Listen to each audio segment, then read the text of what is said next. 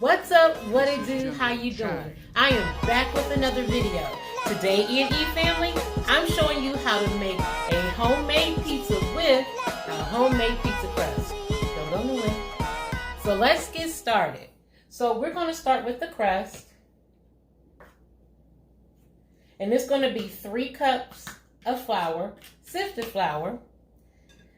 Since we're not putting any egg or anything like that in it, nothing needs to sit out for room temperature. No milk goes into this. So we're starting with 3 cups of sifted flour. To my last cup of flour, I'm going to add my salt and my sugar. So next we're going to add a teaspoon of salt, a tablespoon of granulated sugar,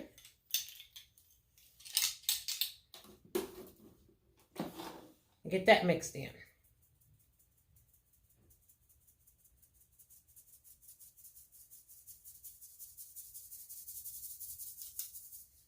Okay. Next, we have some yeast that has been sitting off to the side. This is 1 1/3 cups of warm water. I added 1 teaspoon of sugar to help the yeast poof and 1 packet of dry yeast. So we're going to get that added in. We're also going to add a tablespoon. You can add a little bit more if you want to, but a tablespoon of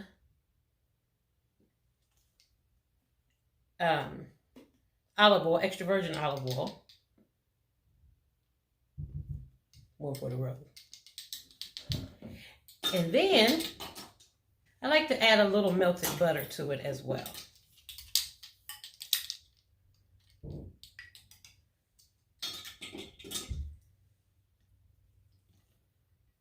So a little melted butter, less than 1/2 of a stick. So let's get that mixed in. And we're just going to mix all these ingredients until they all combine. We don't want to overmix our dough because it can kill your yeast or it will make for a tough pizza dough. So let's get that mixed.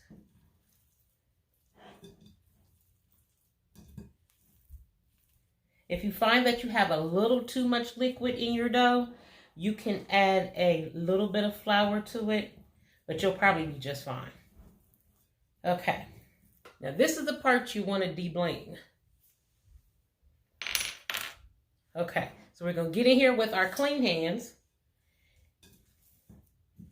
And we're going to knead this dough a little bit. You can do this in your stand mixer. Or if you have attachments that have come with your hand mixer, like a dough attachment, that's what you want to use, is your dough attachment. You can do it in there. I just didn't feel like dirtying up my mixer to make a pizza dough. So we're going to knead it around a little bit, not too much.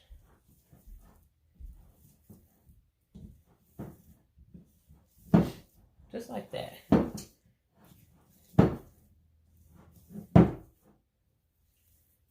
And you want it to have that, see that sticky consistency? You want it to be like that. Then, we're going to take a little olive oil, because we're going to use the same bowl. Pour a little olive oil in my bowl, like that.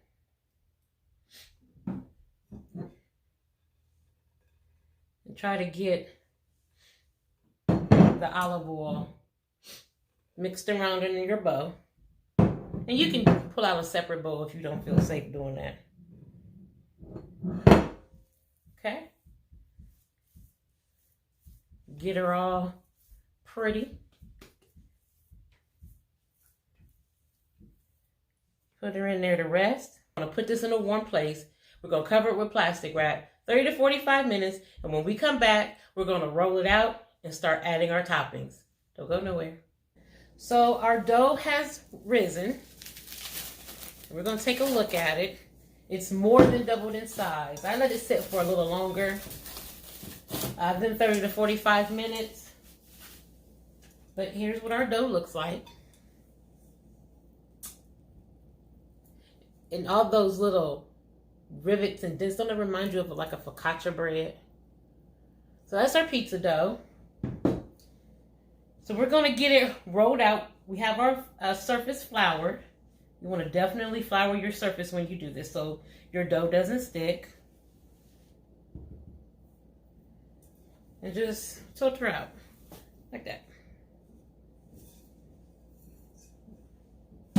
Okay, now get her on there, get a little flour on her so we don't have a hard time rolling her out.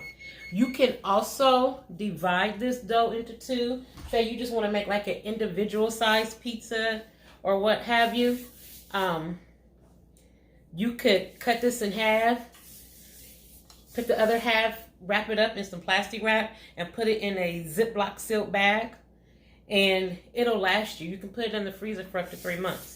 So if you're just wanting to make a individual serving, you can also do that. You don't have to use the entire dough. So we're not going to go hard pressing this dough out. But I don't like a thick pizza dough. If you like your pizza dough thick, by all means, you roll it out to the thickness or to the thinness that you like. But I don't like a really thick pizza dough. Never have. I'm a thin crust girl. So we want to be gentle because we don't want to tear the dough, although it happens sometimes. We want to be gentle.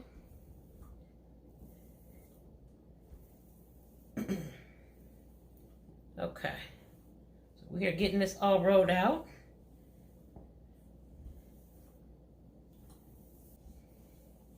But see how nice that rolls? I love this pizza dough. It's really simple, really easy. And, you know, you control what goes in it. Those little there's nothing wrong with a store-bought pizza dough. Or those little, like, what is it called? Robin Hood or Jiffy sometimes has one that you can whip up. But if you do all that, why not make your own? And make it the way you want it. You can add herbs to this.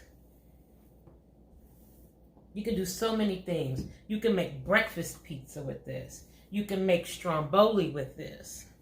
So many things you can do with this pizza dough. So this is the pan that I use. I just take some olive oil and I coat the pan a little bit. And then I take a brush or even like a clean paper towel and rub the oil all over the pan, even up the sides, because your pizza dough may go up the sides of your pan. So let's get this transferred over. This sometimes is the tricky part, getting this dough transferred over. Because you try not to tear it, but it don't always work. Look at her. She's doing it today, y'all. Got it. Okay. So let's get her situated on here. Let's see, we got a little tear right there. We can fix that, no problem. Now let's get a knife.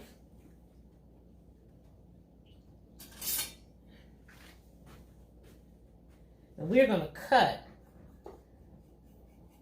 our extra dough from around the edge. So see this little part right here? I hope everyone can see this. See this little part right here where it kind of tore? That's what we got extra dough for. So take a little of your extra dough. Voila.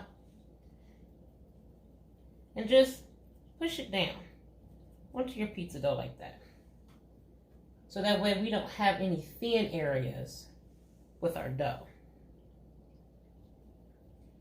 And I tell you, actually, I say 30 to 45 minutes to let it rise. But to me, the dough is so much better if you let it rise longer than that. Really, really good. If you have I don't know what it's called, the little roller thing for pizzas. If you know what that is, comment down in the comment section below, because I'm not sure what that's called. I just use a fork and go like this and poke holes. This is so that your dough doesn't puff up in any areas that you don't want it to puff up in. So just like that. Okay, so that's what your crust should look like after you've poked the holes in it. Okay, so next is our sauce. This is a sauce that I made. You definitely can use store-bought sauce. I started making a sauce because store-bought sauces, a lot of times they don't have a good flavor. They're either too salty, they either have too much sugar, or just not enough seasoning at all.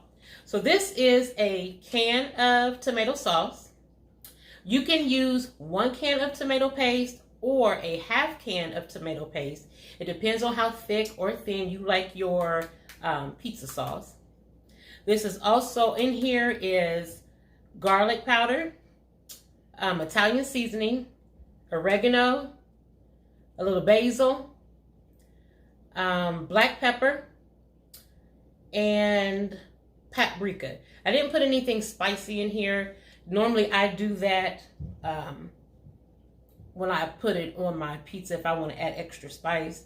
Oh, also a teaspoon of sugar. If you like your sauces sweeter than that, you can add more sugar than that, but I just added a teaspoon of sugar. It helps to kind of bring all the flavors together.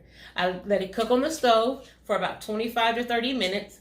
You can use it right away, but in my opinion, it's so much better when it sits overnight. So it's so much better the next day. So that's our homemade pizza sauce. So we're going to get this on our dough.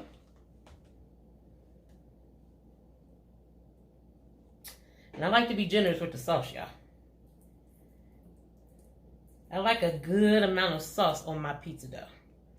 Okay, so even though I seasoned my sauce, I still like to add a little extra seasoning to my, once I get the sauce on here. So I'm going to take a little Italian seasoning, not much. This is a little oregano. Smells like Italian food. This is a little garlic powder. And a little crushed red pepper. If you don't like the heat, you can definitely skip this part. Okay, so next, we're going to get our cheese on. I just have a mozzarella provolone mix. We'll get our cheese on. Don't be stingy with the cheese, y'all. Nobody wants to eat a pizza and it has nobody wants to eat a pizza with that amount of cheese on it. Nobody. So next, we are going to add our pepperoni. And I just buy bags of pepperoni. I like a good pepperoni. Whatever brand of pepperoni you like is fine with you. The one I like the best, if you have a Kroger in your area, I love Kroger brand pepperoni. It has the best flavor to me. This one isn't Kroger brand. I got this from another grocery store in my area. And it's pretty good. Not as good as Kroger, but it is pretty good. So if you have a Kroger in your area, try out their pepperoni. Okay, so we got all of our pepperoni added. I'm going to add some veggies. I'm only adding it to half the pizza because not everyone in this household enjoys the goodness of the veggies on their side of the pizza. So I'm going to add a little veggie. I got a little red pepper and orange pepper here that I've chopped up. A little onion. Little black olive, and these are just canned olives that were already sliced. I drained them and rinsed them off. Take some of the brine away. And then we're going to add some mushrooms. These are just some canned mushrooms that I took and I ran my knife through them and chopped them up so there wouldn't be like really big pieces on my side of the pizza. Pizza is so versatile. You can do so many things with it, but this is what it's looking like before we pop it in the oven. So 380 degrees for 20 to 25 minutes. And when we come back, we're going to taste this deliciousness. Y'all don't go nowhere. So our pizza is finally done. Look at it, y'all. Fresh out the oven. You can see it's still smoking. The cheese on the pepperoni side got a little bubbly and brown. Our cheese and our veggies on the other side is cooked to absolute perfection. Y'all know what time it is. I love saying that to y'all.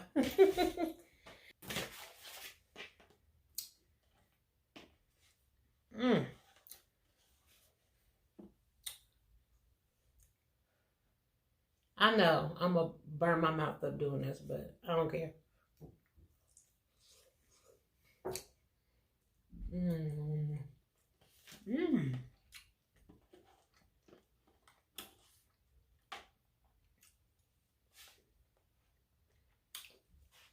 Mm-hmm.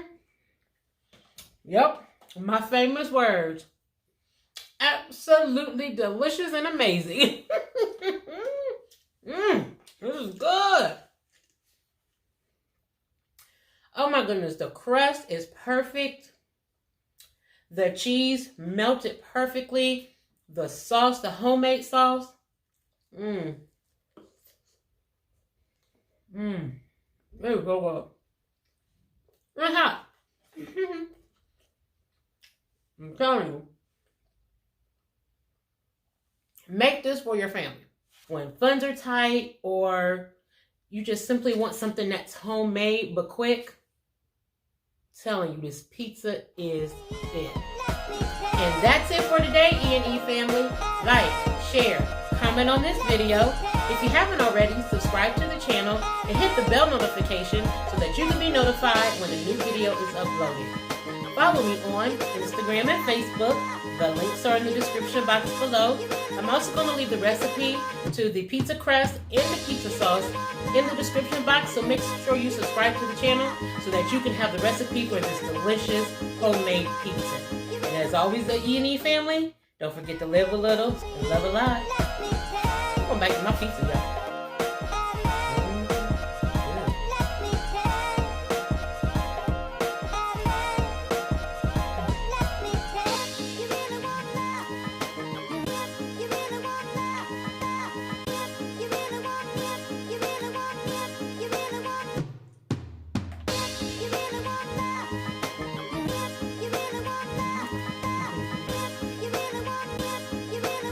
Y'all be